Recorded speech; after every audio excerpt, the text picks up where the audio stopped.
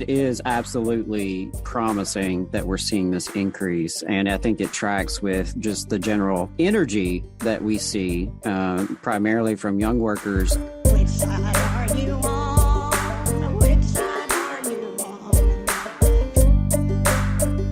The recent wave of organizing news has been at least somewhat reflected in some numbers released by the National Labor Relations Board, which is the government agency responsible with enforcing the National Labor Relations Act. According to the board, during the first 9 months of fiscal year 22, union representation petitions filed at the NLRB have increased 56%, up to 1,935 union representation petitions, which is up from 1,240 during the same period in fiscal year 2021. And at the same time, unfair labor practice charges have increased 14.5% from 11,400 to 13,100. So we can see that as more and more workers are standing up for a better life for themselves, their families, and their communities, the bosses are breaking the law even more to stop it.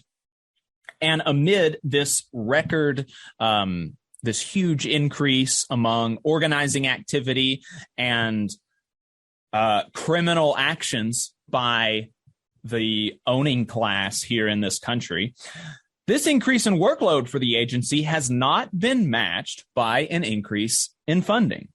In fact, in real dollars, the budget of the National Labor Relations Board has been cut by 25% since 2010.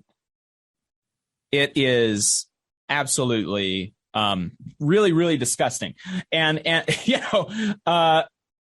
cut by Democrats and Republicans, and which Republicans are supposed to be the law and order party. And just a reminder, folks, the National Labor Relations Act, the act that governs labor relations in the private sector, is the law in the country.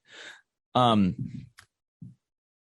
the corporate parties, they only care about enforcing law and order when the people who are going to be punished are working people, are poor people, not the bosses. They don't want to enforce the law on the bosses. Staff has obviously tracked this funding cut. Since 2002, staff has been cut by 39% overall, with a 50% decrease in field staff. We know here in Alabama from our conversation with Joseph Webb, president of the National Labor Relations Board Union Local 10, that the Birmingham office has a staff of 4 currently. A staff of 4 in an office that would be fully staffed at 10 to 12.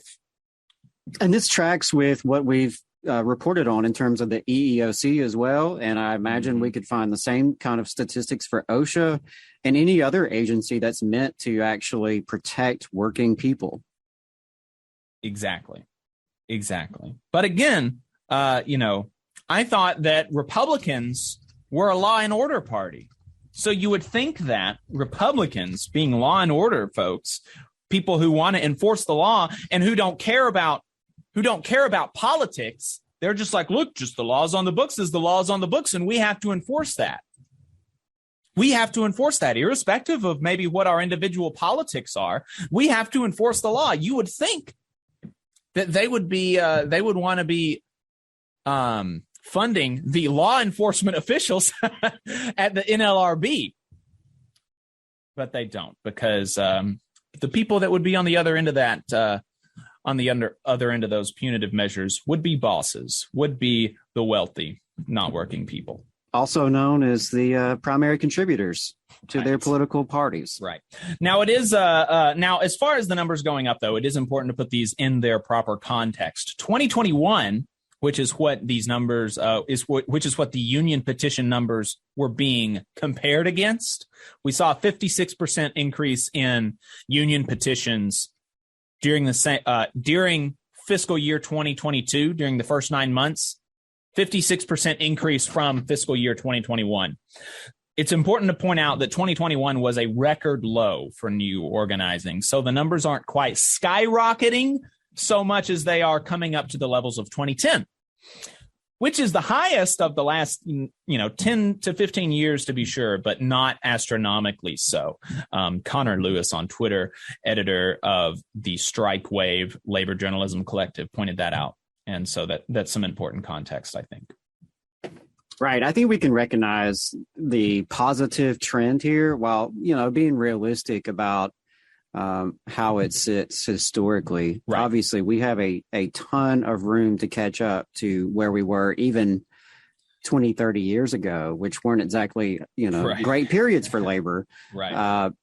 But it is absolutely promising that we're seeing this increase. And I think it tracks with just the general energy that we see primarily from young workers at Starbucks, as well as, the Amazon campaigns and some of the other high profile campaigns that we're seeing across the country. You just saw a clip from the Valley Labor Report. We are live every Saturday morning from 9:30 a.m. till 12:30 p.m. And we pride ourselves on keeping all of our content free to everybody so that we can talk to as many working folks as possible. If you support the work that we're doing, you think that it's important, you think that it's good, then consider making a monthly contribution to the project, and you can do that on our website, tvlr.fm.